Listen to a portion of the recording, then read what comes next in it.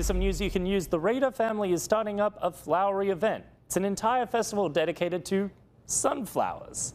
The event is about how the growing of sunflowers is meant to signal the end of summer and the start of the new school year.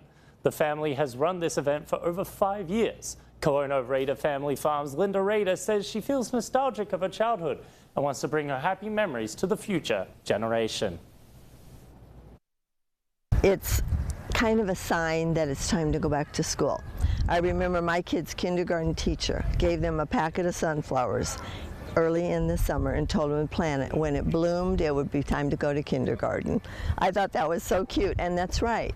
Sunflowers are a sign that school's back in session.